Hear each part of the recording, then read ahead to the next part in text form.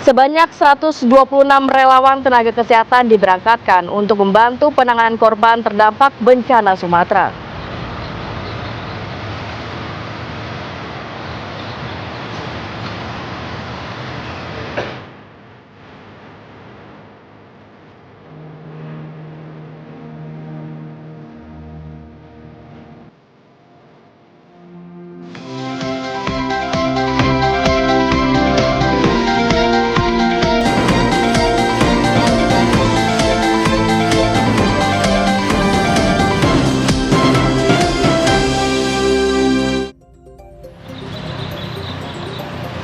Assalamualaikum warahmatullahi wabarakatuh.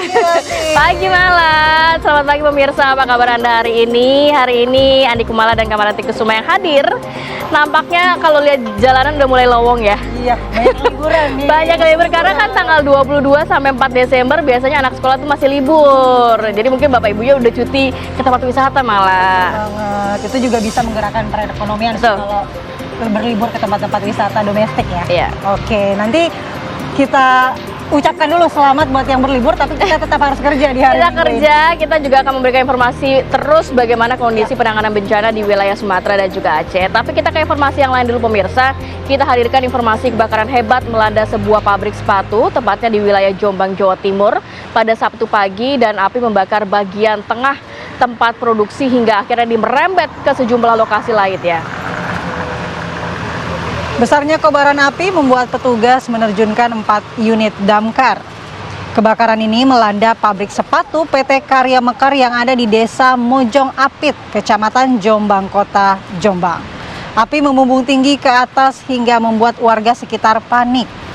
Petugas kebakaran yang tiba di lokasi bergerak memadamkan sejumlah titik api di lokasi kebakaran.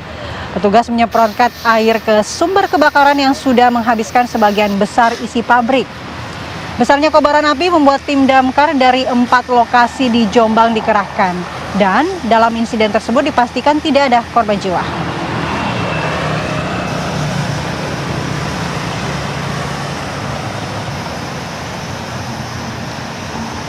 Ya, masih berita kebakaran pemirsa. Gudang penyimpanan spare part atau onderdil motor di kawasan padat penduduk Jalan Petemon, Surabaya ludes terbakar Sabtu siang.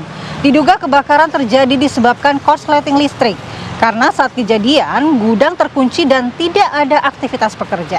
Ya, memang sempat terdengar ledakan dari dalam gudang yang berasal dari tabung cat yang banyak tersimpan di dalam gudang.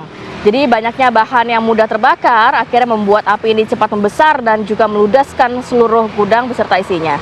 Petugas damkar mengerahkan 12 unit mobil untuk menjinakkan amukan si jago merah.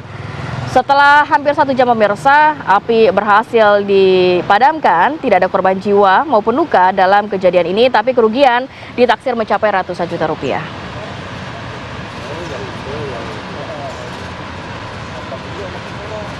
Masih dari informasi kebakaran pemirsa, ini kebakaran hebat melanda sebuah hotel di kota Pekanbaru Riau. 1 orang tamu hotel ini meninggal dunia, sementara belasan lainnya mengalami sesak nafas akibat menghirup asap kebakaran.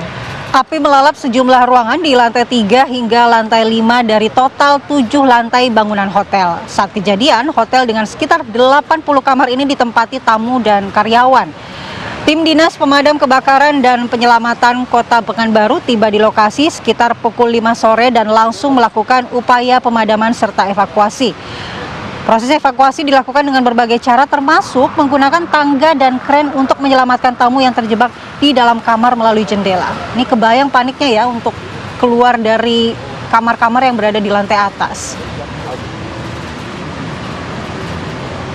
Mungkin karena kalau mitigasi untuk kebakaran yang terjadi di gedung harus ada tempat-tempat evakuasi sebenarnya. Betul, ya. itu kan kita sering lihat ada exit, emergency exit ya, harus menuju ke situlah pusat atau titik evakuasi. Nah, kalau tadi kebakaran gedung, nah ini ada kebakaran kapal. Kapal nelayan bermuatan 33 orang anak. Buah kapal terbakar di perairan Tanjung Belimbing Selatan, Kabupaten Tanggamus, Lampung.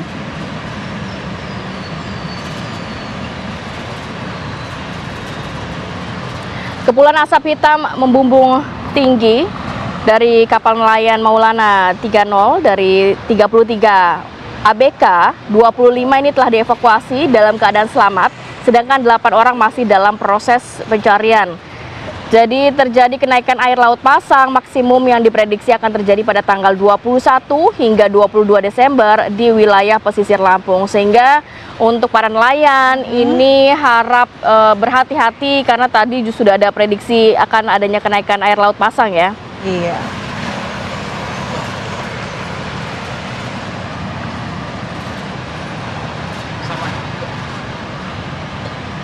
Baik, kita bergeser ke informasi selanjutnya. Pemirsa, ada seorang pria di kota Cimahi, Jawa Barat yang tewas usai tersengat aliran listrik. Proses evakuasi terhadap korban Salman Alfarisi warga Cibeber dilakukan oleh tim damkar kota Cimahi. Korban tewas diduga tersengat aliran listrik mesin jet pump. Evakuasi korban dari atap lantai 2 rumah mewah memakan waktu 1 jam dan berlangsung dramatis. Sang istri curiga karena lebih dari 30 menit korban tidak turun dan diketahui sudah tergeletak dengan tubuh kaku dan membiru.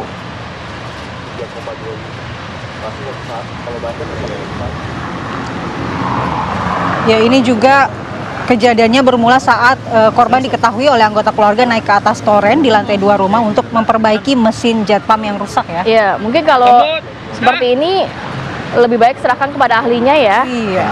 Sehingga takutnya kalau kita benerin sendiri ternyata ada sengatan arus listrik yang tidak terduga. Iya. Kita beralih ke Cirebon, Jawa Barat. Warga Desa Cipanas, Kecamatan Dukuh Puntang, Kabupaten Cirebon ini mengeluhkan terkait dengan adanya lumpur atau kawah yang mengeluarkan lumpur beraroma bau belerang. Semburan yang berukuran kurang lebih 5 meter ini berbentuk lingkaran. Jadi ini kondisi semburan lumpur yang ada di Desa Cipanas, Kecamatan Dukuh Puntang, Cirebon, Jawa Barat, yang kurang lebih ukurannya 5 meter dan berbentuk lingkaran, pemirsa.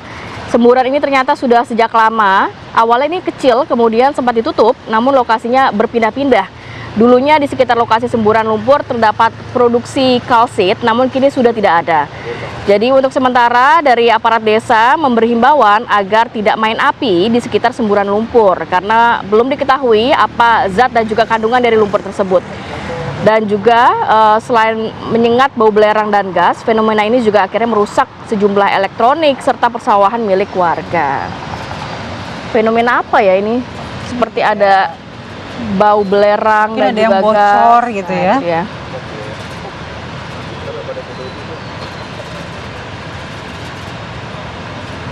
Nah, mungkin pemirsa pernah berkunjung ke tempat wisata Guci di Kabupaten Tegal, Jawa Tengah. Ternyata banjir bandang menerjang kawasan wisata tersebut pada Sabtu sore.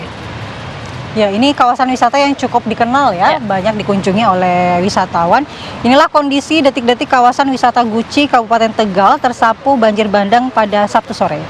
Kawasan yang biasanya riuh oleh wisatawan berubah menjadi mencekam. Kalau Anda lihat di layar kaca Anda, pemirsa, video amatirnya, hujan deras yang mengguyur sejak siang hari membuat sungai Gong meluap, air bah berwarna keruh turun dari lereng Gunung Selamet membawa batu, pasir, dan ribuan material pipa air panas.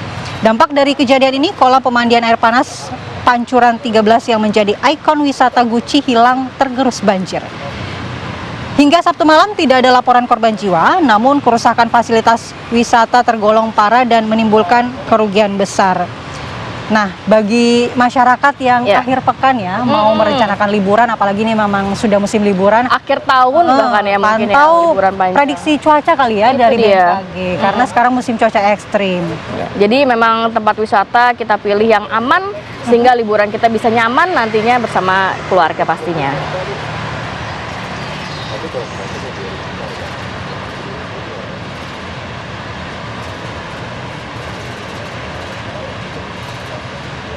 Ke kabar lainnya, pemirsa, pasca banjir bandang dan tanah longsor Kelurahan Hutana Bolon, Kecamatan Tuka, Kabupaten Tapanuli Tengah, Sumatera Utara kini nyaris tak berpenghuni.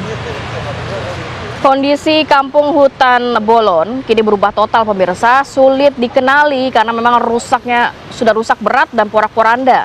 Terjangan banjir bandang dan longsor membawa kayu gelondongan dan batuan besar. Ini mengakibatkan banyak rumah warga hilang, hancur dan rusak berat hingga sama sekali tidak dapat dihuni. Jadi diketahui Kecamatan Tuka merupakan wilayah paling parah terdampak banjir bandang di Kabupaten Tapanuli Tengah, dan ribuan warga korban asal Kecamatan Tuka ini masih bertahan di pengungsian, dan warga Kecamatan Tuka menjadi korban terbanyak meninggal dunia, tercatat 33 orang, dan sebanyak 18 warga ini juga masih belum ditemukan.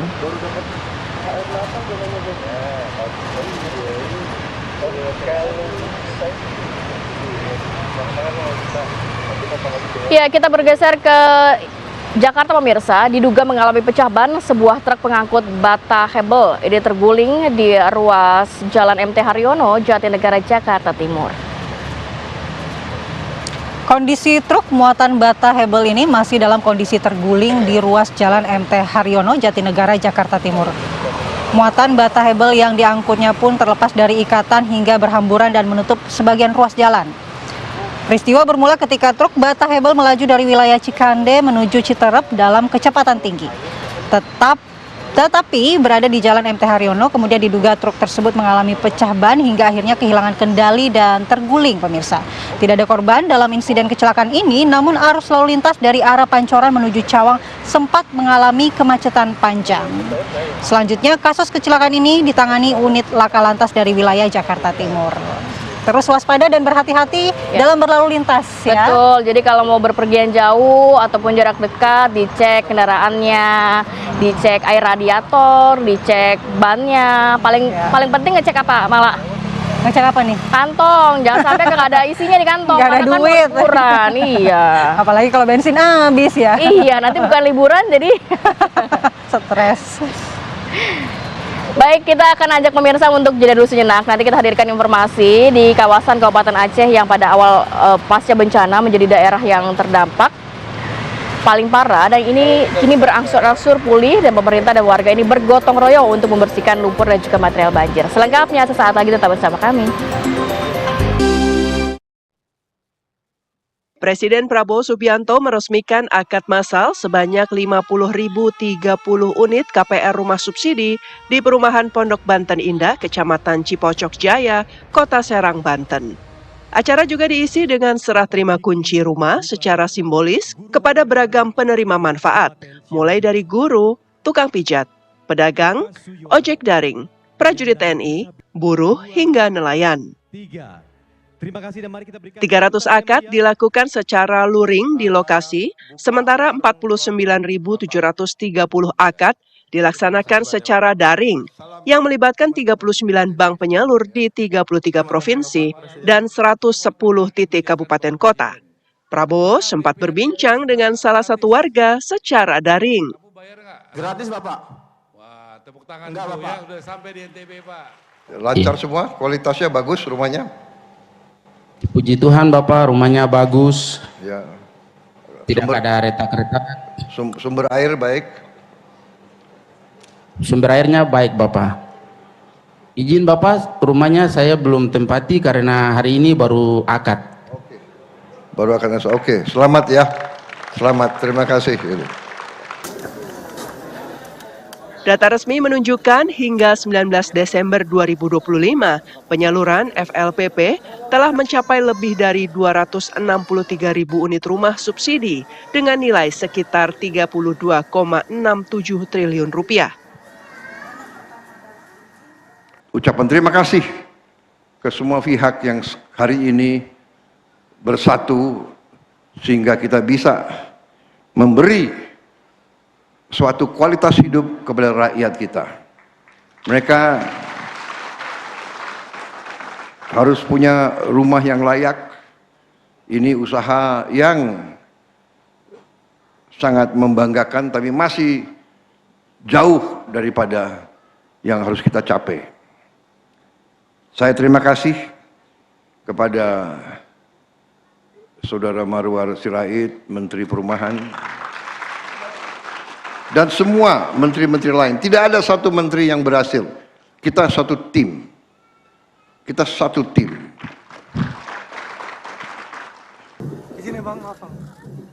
Prabowo sempat meninjau langsung sejumlah contoh rumah yang sudah dihuni oleh masyarakat dan menyapa masyarakat yang nampak antusias rumahnya dikunjungi langsung oleh orang nomor 1 di Indonesia. Dari Serang, Banten, Ikra Anggana, Adin Hudaya, TV One mengabarkan.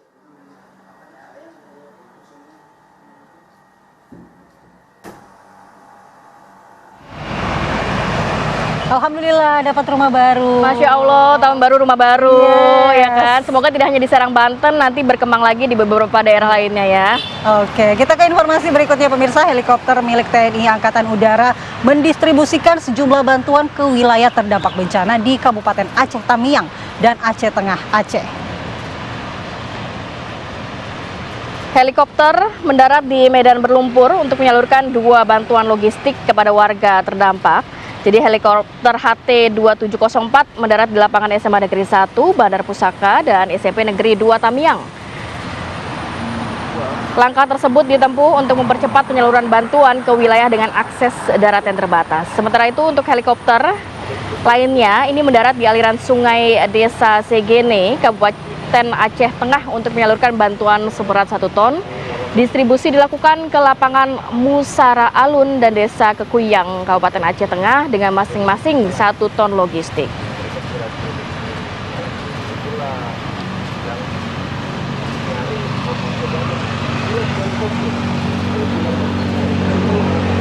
Ya pemirsa, warga dibantu personel Polres Gayo Luwes dan Polda Aceh membangun jembatan darurat di Desa Penomon, Gayo Luwes Aceh, dan warga memanfaatkan kayu gelondongan yang terbawa arus pasca banjir bandang.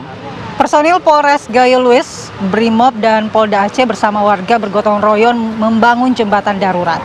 Menggunakan material yang ada di lokasi berupa kayu gelondongan yang terbawa arus saat banjir bandang ini dimanfaatkan oleh warga setempat. Jembatan darurat di Desa Penomon, Gayo Luwes Aceh dibangun sementara untuk memulihkan akses warga ke perkebunan serta membuka jalur menuju 1 dusun yang berpenghuni 8 kepala keluarga. Luar biasa ya, 1 kayu ini kayaknya berat banget ya, tapi bahu-membahu antara polisi dan juga warga untuk bisa membangun jembatan darurat di sana.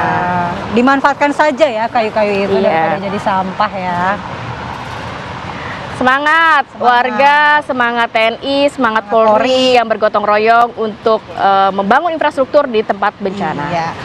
Selanjutnya pemirsa, akses Biren Aceh Utara sudah tersambung melalui jembatan Bailie. Nah, ini adalah jembatan yang sempat putus beberapa waktu yang lalu, sekarang sudah bisa dilalui.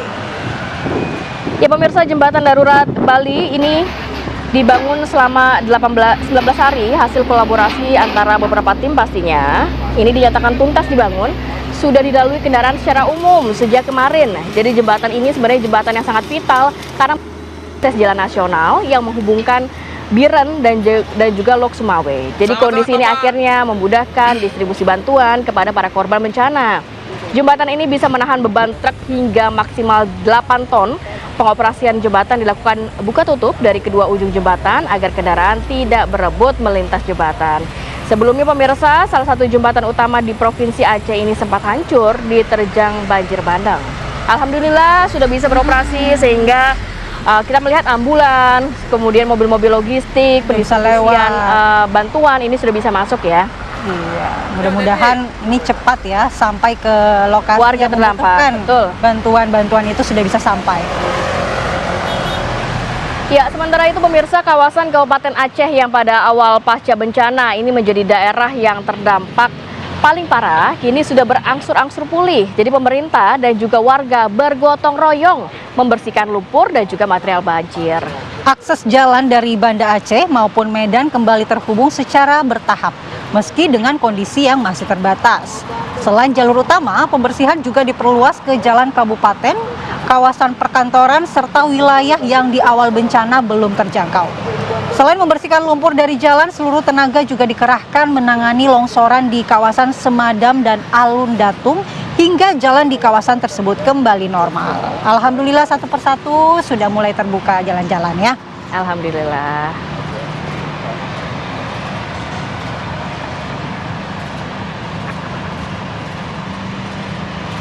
Pemirsa, puluhan relawan dari Kamar Dagang Indonesia Bener Meriah diterjunkan untuk membantu tim gabungan TNI Polri membangun jembatan darurat di Desa Ronga-Ronga, Kecamatan Timang Gajah, Bener Meriah, Aceh. Namun keterbatasan BBM ini sempat membuat operasional dari alat berat ini terhambat. Untuk mempercepat pemulihan pasca banjir bandang dan tanah longsor di Kabupaten Bener Meriah, puluhan relawan dari Kamar Dagang Indonesia Bener Meriah membantu tim gabungan TNI Polri membangun jembatan darurat. Selain menurunkan puluhan relawan, Kadin Bener Meriah juga membawa 1 alat berat.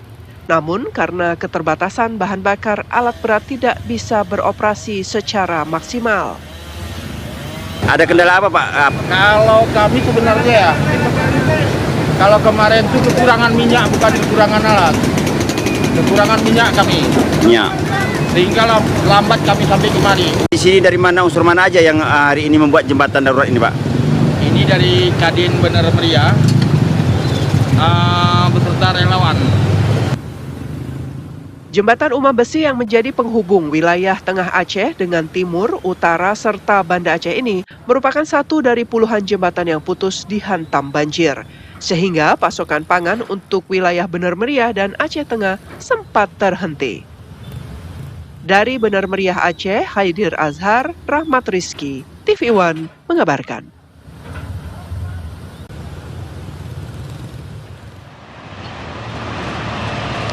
Ya, kita harus jeda dulu sinak, nanti kita hadirkan informasi. Mungkin pemirsa salah satu dari 34.000 pemudik yang akan meninggalkan Jakarta melalui stasiun Pasar Senen Jakarta. Kita akan pantau bagaimana stasiun Pasar Senen dan juga stasiun Gambir ini menjelang libur Nataru tahun 2026. Libur telah tiba. Gak sabar nih kita. Viral lah sampean ge. Wonge ge. 2 orang juru parkir di Brebes, Jawa Tengah diamuk sekelompok remaja yang tengah nongkrong di sekitar kantor pemerintahan terpadu. Ya, warga yang kerap bersantai menikmati kuliner di sepanjang jalan Proklamasi menuju kantor pemerintahan terpadu ini mengaku kesal lantaran ini harus membayar parkir. Jadi beruntung aksi pengeroyokan berhasil diredam warga setempat dan langsung diselesaikan oleh pihak Dishub dan juga kepolisian setempat. Jadi aksi penarikan biaya parkir di luar area warung makan Bandeng disayangkan oleh sejumlah pihak. Jadi sudah diberlakukan penghentian penarikan retribusi parkir di area warung makan Bandeng yang berada di Jalan Proklamasi Brebes. Ya kadang sih kita makan nggak seberapa ya bayar parkirnya juga. Kadang mampir ke minimarket nggak beli apa-apa bayar parkir tuh kan. Itu bayar parkirnya 1.000 ya. Kalau dia 30 hari ke situ beli makan lumayan juga. Tak viral lah sampean ge. Wonge ge. Viral ge. Ke penyuruh ge. Baik, kita bergeser ke Brebes, Jawa Tengah ya pemirsa. Dari Brebes, Jawa Tengah tentang pengeroyokan juru parkir. Kita bergeser ke wilayah selanjutnya. Ini dari Ambon, Maluku. Jadi ada seorang wanita di kota Ambon, Maluku terekam CCTV saat mencuri di toko pakaian. Aksinya ini viral di media sosial. Dari rekaman CCTV terlihat seorang wanita masuk ke salah satu toko pakaian di Maluku City Mall, kota Ambon, Maluku. Pelaku berpura-pura melihat pakaian dan mencoba pakaian yang dipegangnya. Selang beberapa menit, pelaku mengambil tas milik salah satu karyawan dengan cara digeser, kemudian mengambil uang Rp700.000 dan kartu identitas salah satu karyawan toko. Korban berharap agar pelaku mengembalikan uangnya dan IKTP miliknya tersebut. Jadi kalau dilihat dari CCTV-nya ini, kalau diperbesar ya, tadinya dia geser tuh pakai kakinya, habis itu diambillah isinya. Emang udah pengalaman kayak ini. Masa nggak juga sih, itu di situ ada CCTV, pasti kan segede gaban ya, harusnya kelihatan. Oke, kita beralih ke kabar lainnya. Pemirsa, lebih dari 34.000 pemudik meninggalkan Jakarta melalui stasiun Pasar Senen dan stasiun Gambir menjelang libur Natal serta Tahun Baru 2026. Kalau kata Rati, pantas jalanan sudah mulai lengang ya. Sudah mulai sepi, beralihnya ke stasiun, ke bandara ya kan, bersiap-siap pergi. Jadi di stasiun Pasar Senen Jakarta, memang terlihat pemirsa ada lonjakan penumpang yang tercatat sejak Sabtu pagi dan diperkirakan akan bertambah hingga malam hari. Sementara itu, PT KAI Daob 1 Jakarta ini mencatat selain penumpang berangkat, terdapat juga 32.000 penumpang yang tiba pada periode waktu yang sama. Loh, yang berangkat sama yang tiba sama nih ya. Puncak arus keberangkatan diprediksi terjadi pada 23 hingga 25 Desember 2025 dengan tujuan favorit yakni Yogyakarta, Semarang, Surabaya, Bandung, dan juga Purwokerto. Jadi ada yang bersiap untuk liburan di daerah di luar Jakarta, ada juga yang tiba di Jakarta untuk mungkin berlibur di sini. Iya, kalau dari daerah kan Jakarta masih menarik juga nih buat liburan. Ada juga yang menggunakan pesawat, ada juga yang menggunakan kendaraan pribadi lewat jalur darat ya, jalan tol dan lain sebagainya. Nah, kita pantau juga ini, ternyata arus lalu lintas di ruas tol Jakarta Cikampek Karawang, Jawa Barat masih terpantau padat pemirsa pada Sabtu siang jelang libur Nataru. Waduh, udah mulai padat nih. Kalau Anda lihat, ribuan kendaraan dari arah Jabodetabek dan sekitarnya terus memadati ruas tol Jakarta Cikampek pada Sabtu siang jelang libur Natal dan Tahun Baru. Kepadatan kendaraan terpantau di ruas kilometer 57 arah Cikampek dan kendaraan yang melintas masih didominasi mobil pribadi serta bus antar kota antar provinsi. Tak hanya itu, truk-truk besar juga masih terlihat melintas hingga membuat laju kendaraan di belakang tersendat. Antrean kendaraan yang keluar masuk menuju rest area kilometer 57 pun terlihat mengular. Jadi baru tanggal 21. Tanggal 21 ya. Panjang banget nih kayaknya liburannya ya. Sampai tahun baru. Sampai tahun baru. Jadi yang liburan ketemu lagi tahun depan. Iya. Kita mau pantau nanti ya bagaimana kondisi keramaian. Tapi memang sebenarnya jalur Japek ini memang jalur yang kalau nggak long weekend aja padat begitu kan malah. Betul, Sabtu Minggu apalagi biasa, liburan, ya. ini jalur Trans Jawa juga biasanya digunakan masyarakat untuk ke beberapa wilayah di Pulau Jawa pastinya ya. Iya, dengan jalur darat ya, ini salah satu memang jalur tol yang paling ramai untuk ke lokasi-lokasi destinasi-destinasi daerah yang dikunjungi oleh wisatawan. Dan untuk anak yang bersiap untuk ini pergi keluar Jawa, ini harap dipersiapkan ya, karena bersiapkan kadang-kadang kan kita estimasinya ke wilayah Bandung 2,5 jam nyampe, tidak, biasanya 4 jam, 5 jam, jadi kita harus bersiap tenaga dan juga energi dan mental juga. Betul, dan juga kalau kata Rati tadi, kantong juga harus disiapkan untuk jajan cemilan ya di rest area. Kita akan ajak pemirsa ya untuk memantau bagaimana kondisi terkini langsung dari Stasiun Pasar Senen Jakarta. Sudah ada Putri Sofia. Selamat pagi Putri, bagaimana Anda melihat apakah memang sudah ada peningkatan yang signifikan antara jumlah penumpang di Stasiun Pasar Senen Jakarta? Silakan. Ya, selamat pagi Rati dan pemirsa TV One. Benar sekali kalau kita berbicara soal kepadatan, ini sangat terlihat sekali di Stasiun Pasar Senen Jakarta, yang mana kepadatan para penumpang ini merupakan para penumpang yang akan melangsungkan perjalanan untuk berangkat dan juga para penumpang yang baru saja tiba di Jakarta di Stasiun Pasar Senen, yang mana kalau kita lihat begitu dari data hari Sabtu hingga hari ini terpantau memang ada sekitar 40.000 lebih nih penumpang yang sudah berangkat dari stasiun yang ada di daerah operasional 1 Jakarta. Yang mana kalau untuk beberapa hari kemarin termasuk juga hari ini diprediksi memang total ada sekitar 14.000 lebih nih penumpang yang akan berangkat di Stasiun Pasar Senen, dan juga ada sekitar 12.000 lebih penumpang yang juga akan berangkat dari Stasiun Gambir. Tapi kalau bisa saya gambarkan kepada Anda begitu pemirsa, di Stasiun Pasar Senen sendiri ini juga sudah cukup ramai, yang mana para antrian penumpang juga sudah terlihat begitu untuk melangsungkan perjalanan pagi hari. Dan juga memang kalau kita lihat dari destinasi mana saja yang akan ditempuh begitu mayoritas di Stasiun Pasar Senen sendiri, ini menurut Manajer Humas dari KAI Daerah Operasional 1 menyebut bahwa ada beberapa destinasi seperti ke Yogyakarta, ke Surabaya, ke Purwokerto, dan juga beberapa stasiun-stasiun lain yang ada di Jawa Tengah dan juga Jawa Timur. Dan Bandung, Jawa Barat juga menjadi destinasi favorit begitu bagi para penumpang untuk melangsungkan periode libur Natal dan juga Tahun Baru. Yang mana kalau kita lihat dibandingkan dengan tahun sebelumnya, pada tahun ini periode Natal dan juga Tahun Baru, pihak dari PT KAI sendiri juga telah menambah armada maksud kami kereta api begitu, dengan ada sekitar 1.750 sekian kereta api yang juga akan diperjalankan begitu. Ini meningkat 10% dibandingkan dengan periode Natal dan juga Tahun Baru tahun 2024. Yang mana memang kalau kita lihat antusiasme masyarakat juga ini ditambah begitu dengan adanya diskon sebesar 30% untuk tarif kereta api jarak jauh. Kalau misalkan kita lihat dibandingkan dengan data Tahun Baru, tahun kemarin maksud kami, untuk tahun ini memang ada sekitar 900.000 lebih tiket yang dijual untuk kereta api jarak jauh, yang mana kalau dari penuturan Manajer Humas KAI Daerah Operasional 1 juga sudah ada sekitar 500.000 lebih tiket yang sudah terjual dalam periode Tahun Baru hingga tanggal 4 Januari mendatang. Ini artinya dari seluruh tiket penjualan tiket yang ada sekitar 900.000 ini setengahnya juga sudah hampir terjual begitu.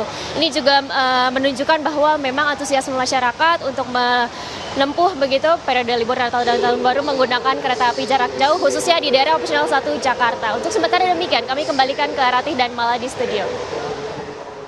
Baik, terima kasih Putri Sofia dari Stasiun Pasar Senen Jakarta. Sudah 40.000 warga Jakarta meninggalkan kota Jakarta dengan naik kereta. Nah, jangan lupa tumblernya ya, karena takutnya kalau tumblernya ketinggalan repot lagi nanti. Nah, ya itu dia, tumbler tantrum ya. Nanti kita akan pantau sekarang ya, kita pantau dari Japek. Bagaimana hari ini kondisi dari tol Japek, apakah Agung sudah menghitung berapa banyak kendaraan yang sudah melintas pagi ini? Agung, silahkan. Ya, selamat pagi Kamarati, Andi Kuala juga pemirsa. Kami akan mengupdate informasi terbaru pantauan arus lalu lintas akhir pekan dan menjelang Natal.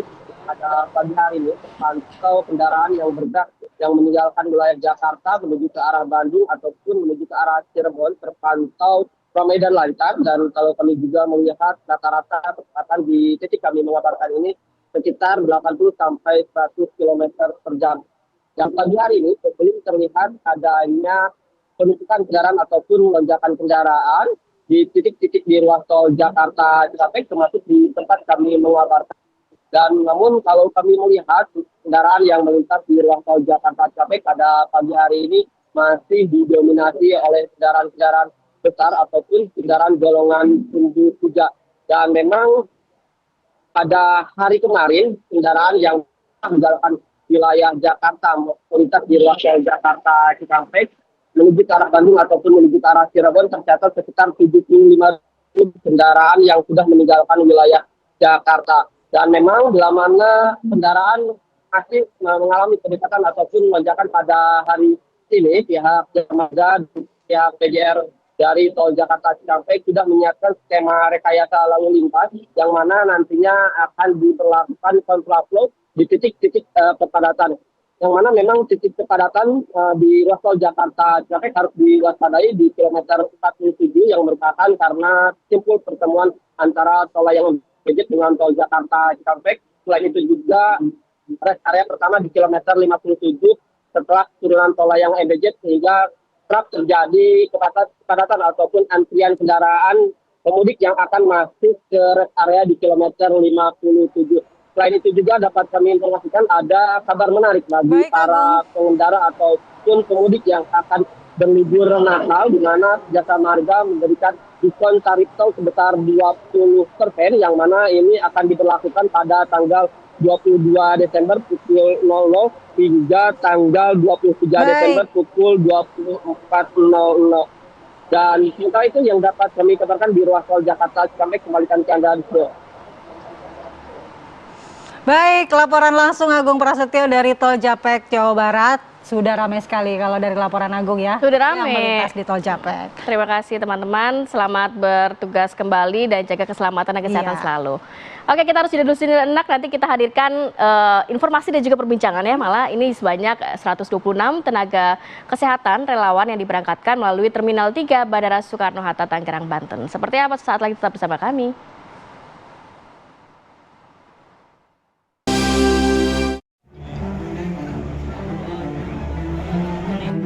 Sebanyak 126 relawan tenaga kesehatan diberangkatkan melalui Terminal 3 Bandara Internasional Soekarno-Hatta untuk membantu penanganan korban terdampak bencana Sumatera dengan fokus utama di wilayah Aceh. Gelombang pertama relawan yang terdiri dari dokter umum, dokter spesialis dan perawat ini nantinya ditempatkan di rumah sakit dan puskesmas pada wilayah bencana di Provinsi Aceh. Sebelumnya, sebanyak 70 tenaga kesehatan telah diberangkatkan dan kini berada di Aceh dan Medan. Sementara, pengiriman relawan lanjutan akan terus dilakukan secara bertahap, yaitu sebanyak 207 relawan disusul 87 relawan pada hari berikutnya. Sejak hari ketiga pasca bencana, Kemenkes telah mengirimkan banyak tenaga kesehatan. Pengiriman dilakukan secara terstruktur agar distribusi tenaga medis merata di seluruh wilayah terdampak. Hingga 22 Desember mendatang, total sekitar 600 tenaga medis dan tenaga kesehatan akan diberangkatkan ke wilayah terdampak bencana di Sumatera. Dengan penambahan tenaga medis ini diharapkan penanganan korban serta pelayanan kesehatan masyarakat dapat berjalan lebih efektif sekaligus mempercepat proses pemulihan di wilayah terdampak. Tim TV One mengabarkan.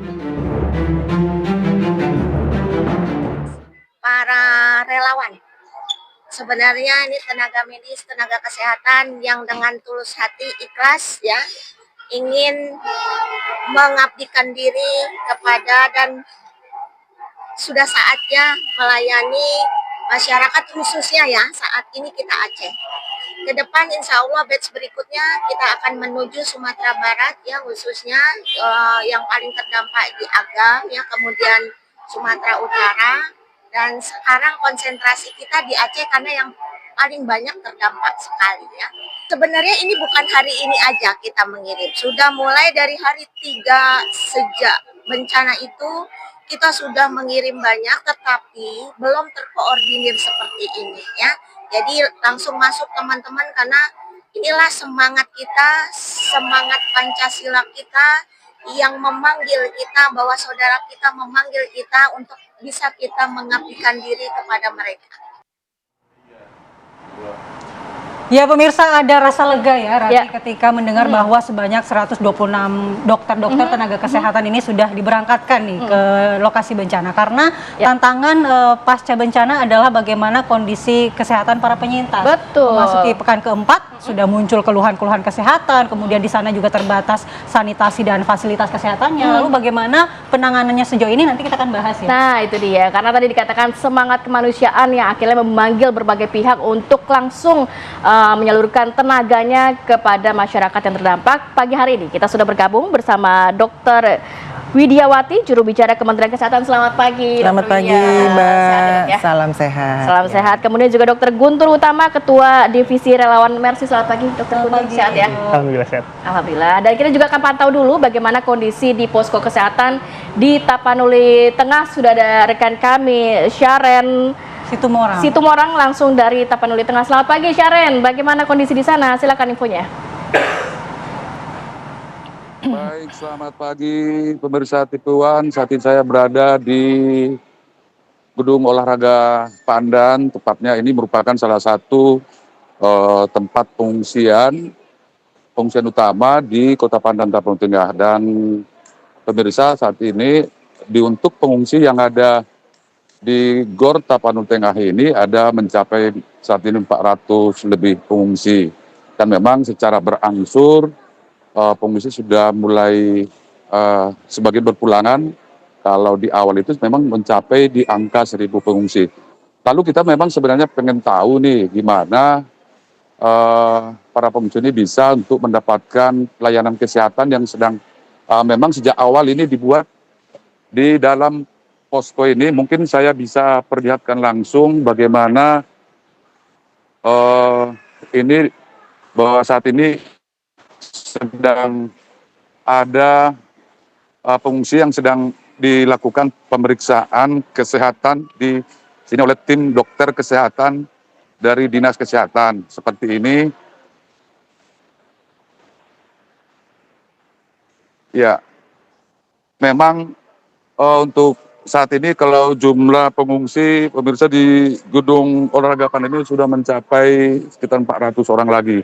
Tapi rata-rata kalau yang informasi atau data yang kita dapatkan dari Dinas Kesehatan, rata-rata ini penyakit yang diderita para pengungsi ini adalah gatal-gatal, kemudian ada asma dan batuk, kemudian ada ispa. Kita coba berbincang-bincang dulu sama seorang pengungsi, Bu. Di sini Bu apa namanya, Bu? Ya, Sri Asmara. Ibu pengungsi dari mana nih, Bu? Jalan Baru Tukang. Ini udah berapa lama di sini? Oh ya, kalau ini selama pengungsi di sini apa keluhannya apa gitu, penyakitnya apa gitu? Gatal-gatal, batuk. Oh ya. Keluhan lainnya misalnya di pelayanan kesehatan ada kekurangan obat-obatan kan, misalnya itu. Oh, bagus semua ya. Oh ya. Nah, kemudian juga kita coba tanya dulu dari tim dokter ini ataupun Dinas Kesehatan ini sebenarnya sudah berapa banyak ini pengungsi yang dilakukan pemeriksaan kesehatan. Ini kita sedang bersama Ibu Kepala Dinas Kesehatan Tabung Tengah, Ibu Lisna. Ibu Lisna mungkin bisa disampaikan sejauh ini sudah berapa banyak ini pasien atau pengungsi yang sudah dilakukan pemeriksaan di posko-posko ini atau mungkin di posko yang lainnya, Bu? Oh iya, jadi dapat saya sampaikan pengungsi di awal kejadian itu mencapai sekitar 1000-an, tapi dia lama-lama berkurang. Dan kami di sini menyiapkan posko pelayanan kesehatan 24 jam, terdiri dari 3 posko. Yang 2 posko dia hanya sampai sore, tapi kalau untuk di dalam ruang ini sendiri, di dalam ruangan ini sendiri kami ada 24 jam. Di mana petugas kita yang paling sering melayani korban dampak banjir ini adalah gatal-gatal, kemudian ISPA, dan juga sakit kepala dan demam. Pelayanan kesehatan yang sudah kami berikan kepada warga berdampak banjir ini di awal itu bisa mencapai sampai saat ini per hari bisa sampai 200-an. Tapi kalau sekarang dia sudah mulai berkurang.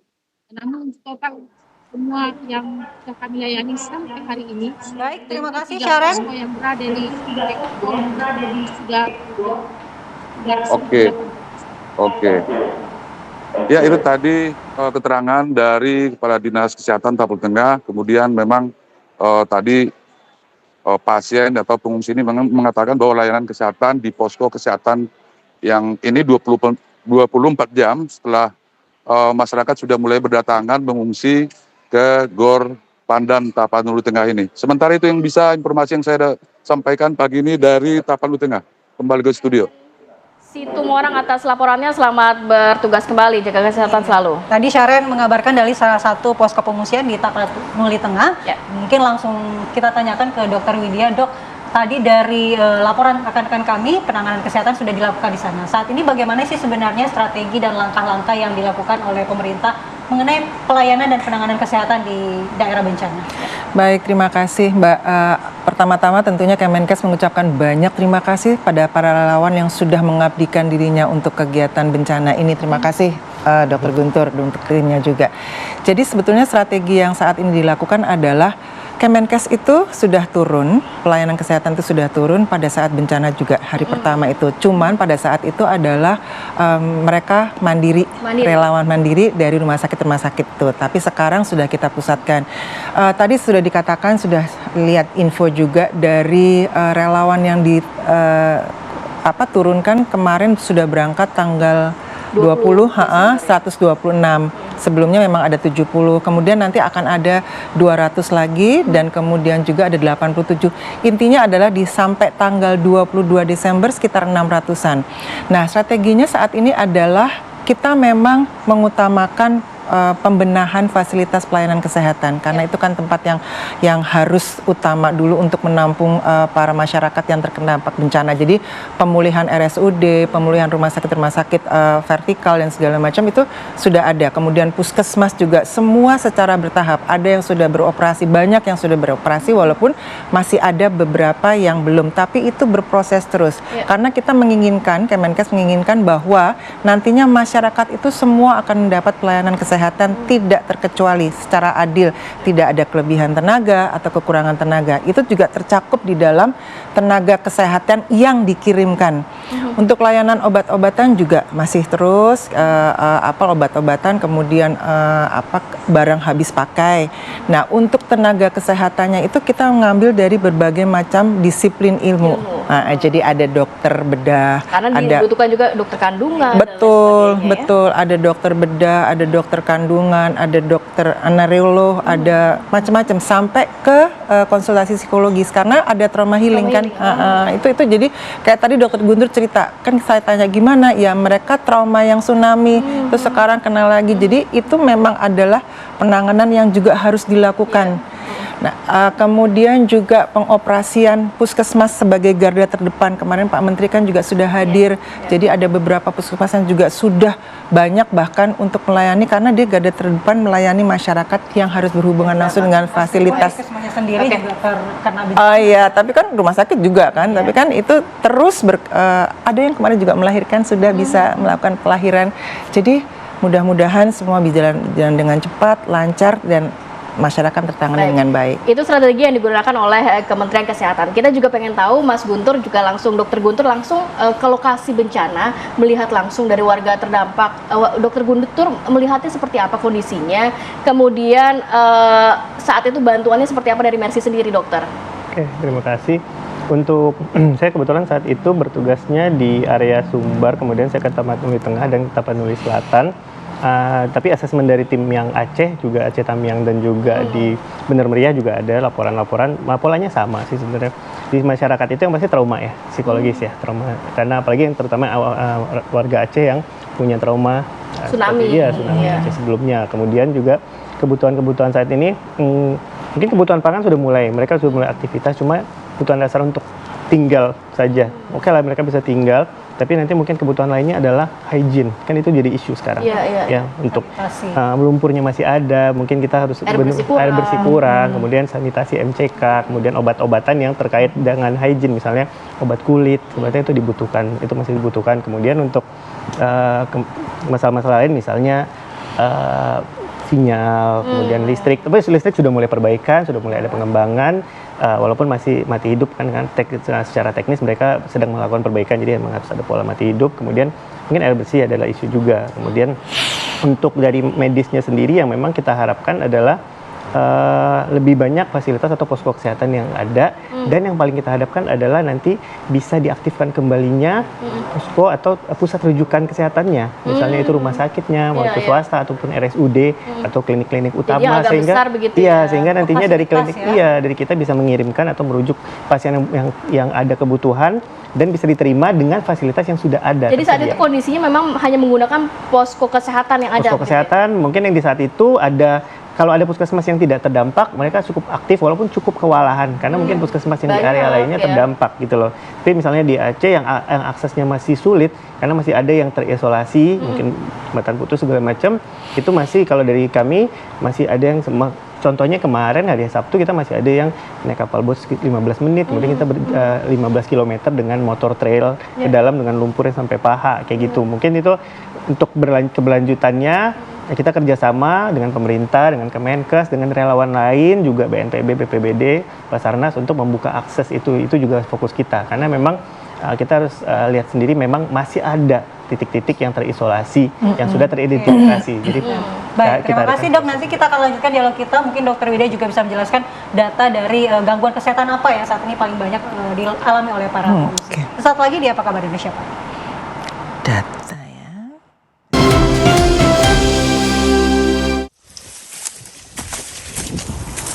Pemirsa, inilah perjuangan dari tim medis yang harus berjibaku melewati jalan setapak yang kondisinya longsor untuk dapat terus memberikan pelayanan kesehatan kepada warga, tepatnya di wilayah Tapanuli Tengah, Sumatera Utara.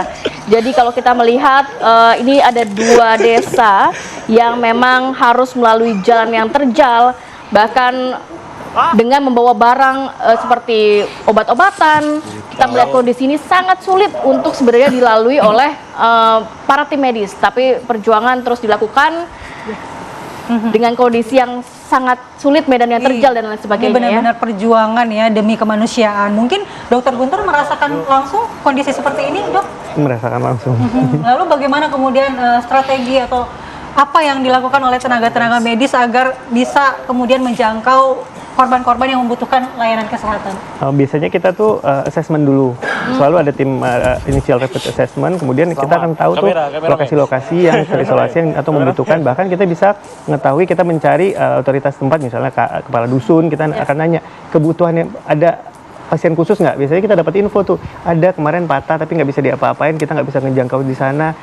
Itu akan kita bikin tim, kita akan kirim ke sana. Itu mau jalurnya biasanya tuh misalnya kendaraan roda 4, kemudian kita nyambungnya misalnya kapal, kemudian perahu ya maaf, kemudian kita sambung dengan motor trail atau berjalan kaki. Terus apa aja tuh yang bisa dibawa dengan kondisi seperti itu? Basic kit untuk obat-obatan dasar sih, kemudian untuk obat-obatan pemeriksaan vital sign. Jadi untuk biasanya untuk yang bisa untuk mobile klinik ya kita ngomongnya hal-hal seperti itu. Oke, Dokter Widya, tapi kalau ternyata memang ya perjuangannya luar biasa untuk para dokter ini, tapi kita juga membutuhkan juga fasilitas kesehatan yang mumpuni karena memang masyarakat juga mungkin ada beberapa yang tidak bisa ditangani dengan hanya obat-obatan ringan saja, dokter. Nah, ini upaya dari Kemenkes sendiri seperti apa untuk vaskes yang tadi dikatakan kita butuh nih RSUD, rumah sakit besar?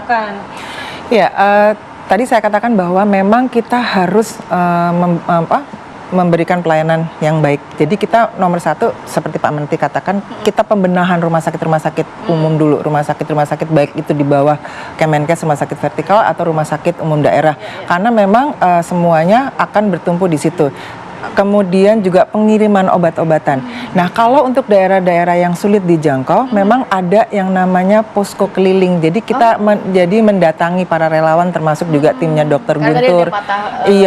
Jadi kalau mereka datengin kita nggak bisa kan, karena dengan situasi yang sulit, kemudian mereka juga susah. Jadi ada yang namanya kita sudah siap di rumah sakit umum daerah, rumah sakit vertikal, ada juga yang keliling. Posko keliling. Nah, di samping itu juga tadi dikatakan bahwa listrik nggak ada, air nggak ada karena susah. Bekerja sama dengan seluruh mitra pemerintah daerah, juga kementerian dan lembaga lainnya, itu kemarin ada juga pemasangan genset. Kemudian dipasangnya alat komunikasi Starlink walaupun agak kadang mati hidup, tapi itu sudah satu usaha supaya bisa komunikasi dengan pusat, kemudian apa yang dibutuhkan. Nah, itu juga ada, selain itu kita kirimkan tenaga relawan atau tenaga kesehatan itu menyangkut surveillance, kemudian tenaga epidemiolog. Untuk apa?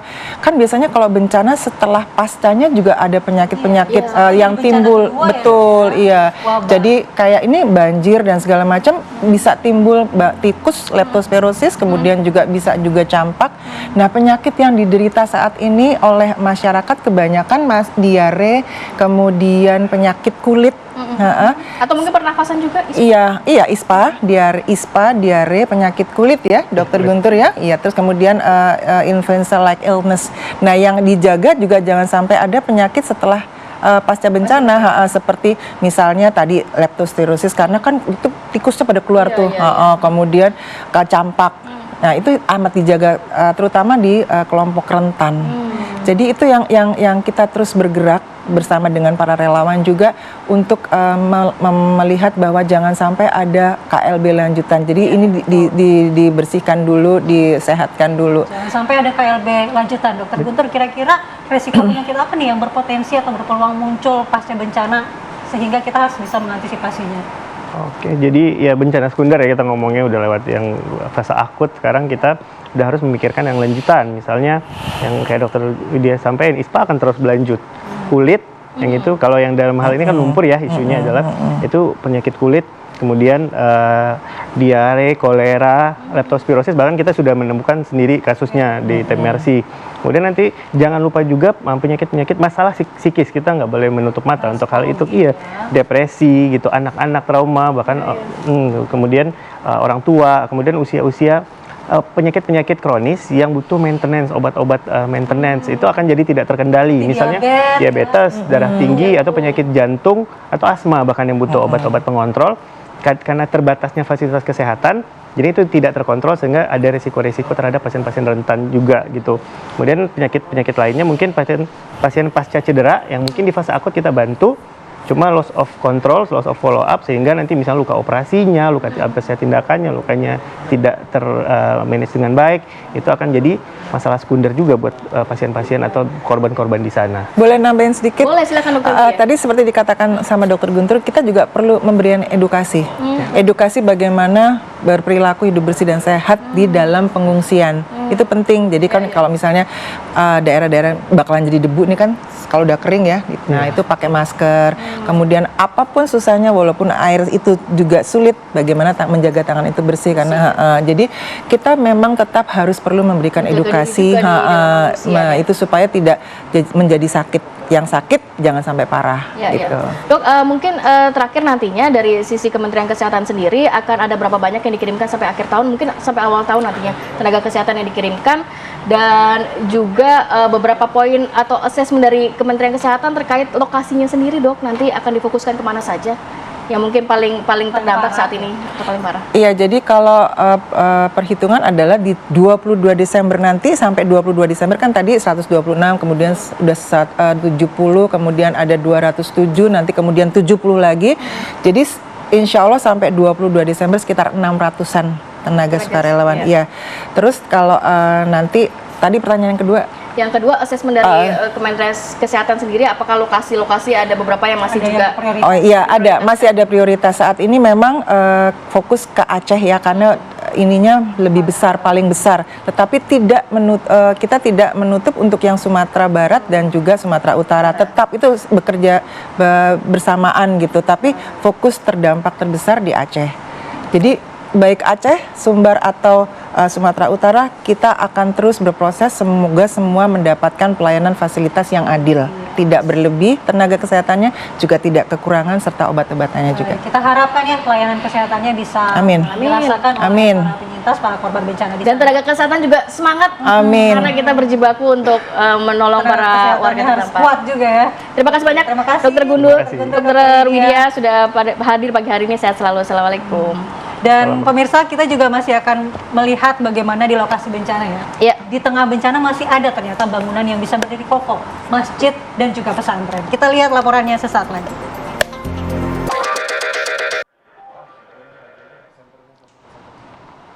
Ya pemirsa, ini pemandangan yang menakjubkan, Masya Allah sekali ya. Kita melihat ada sebuah masjid yang terlihat berdiri tegak, namun di sekelilingnya ini sudah kehancuran bergepung. Jadi kita melihat ini adalah di desa Tanjung Karang, Kecamatan Karangbaru, Aceh Tamiang.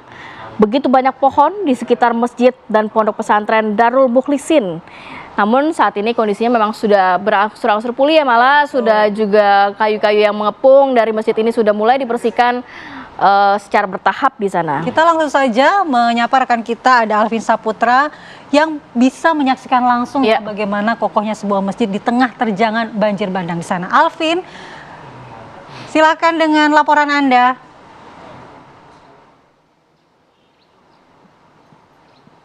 Ya baik, Andi Kumala, Kamarati dan juga pemirsa, memang pasca terjadinya banjir bandang dan juga tanah longsor di Provinsi Aceh, saat ini saya mengabarkan berada di pesantren Darul Mukhlisin yang berada di Kampung Tanjung Karang, Aceh Tamiang, di mana belakangan ini pesantren ini viral karena dipenuhi oleh tumpukan kayu pasca terjadinya banjir bandang dan juga tanah longsor. Pemirsa bisa melihat situasi terkini di tempat saya mengabarkan. Inilah tumpukan-tumpukan kayu yang berbagai macam, ada yang besar, ada yang kecil, memenuhi halaman dari pesantren. Pemirsa juga bisa membayangkan kayu sebesar ini berada di pesantren ini, dan saat ini memang dari para santri juga sudah dipulangkan setelah terjadinya banjir bandang dan juga tanah longsor. Nah, untuk saat ini mengetahui informasi lebih lanjut, saya langsung bertanya langsung kepada Bapak Muhammad Ihsan sebagai pembina Yayasan Pesantren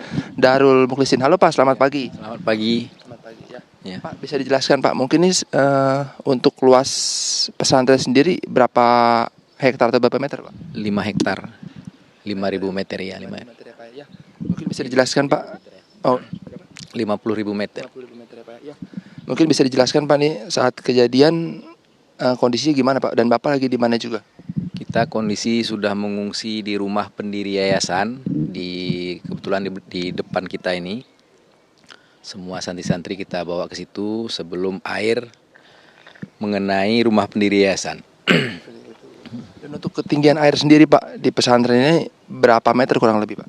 Kurang lebih 12 meteran Bang. 12 meter ya. Sampai segimana Pak kurang lebih batasnya? Itulah tuh Bang, masjid itu di bawah kubah kecil itu ya. Sampai segitu ya. Ya Pak, dan ini kan dipenuhi kayu-kayu ya Pak ya pasca terjadinya banjir. Nah ini bagaimana Pak bisa mungkin kayu menumpuk di sini Pak? Kalau menumpuknya kita kurang tahu, tapi yang jelasnya dari hulu sungai kayu ini semua, Pak. Dan untuk kedalaman kayu, Pak, kurang lebih di halaman pesantren nih ada setinggi berapa meter mungkin? Kurang lebih 4-5 meteran ini, Bang. 4-5 meter ya. Tapi dari pemerintah sendiri, Pak, sudah ada bantuan ataupun tanggapan dari pemerintah terkait ini, Pak? Alhamdulillah pemerintah pun sudah mulai turun tangan. Kita hari ini total alat berat yang udah masuk sekitar 6 udah. Dari mulai ekskavator, bulldozer sudah masuk. Kabarnya pun pelan-pelan besok ada lagi menyusul alat yang baru. Ya, dan untuk informasi Pak, nih nanti kayunya bakal dibersihkan atau gimanain Pak setelah ini? Waktu kami meeting kemarin mau digeser dulu ke sana, di ujung sana, biar bisa santri-santri masuk sekolah dulu. Ya, alhamdulillah ada Bapak TNI juga yang bantu bersihkan pesantren kan. Terima kasih, ada P2JN juga yang membantu.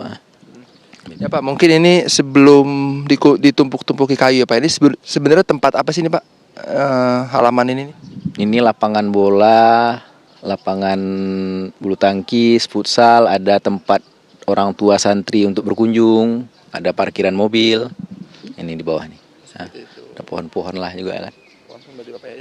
Pak, mungkin yang terakhir Pak, untuk listrik dan air, keadaan di sini bagaimana Pak? Di pesantren belum bisa hidup karena memang kondisi masih seperti ini, tapi di dusun bukit ke atas sudah mulai hidup walaupun ada mati-mati sekali-sekali gitu. Pak Ihsan, makasih banyak untuk informasinya terkait ini, dan itulah pemirsa tanggapan dari Pak Ihsan sendiri terkait pasca terjadinya banjir bandang dan juga tanah longsor di Provinsi Aceh. Dan saat ini saya nantinya akan mengabarkan lebih lanjut terkait pasca bencana di Provinsi Aceh. Sementara Kamarati dan Andi Kumala kembali ke studio.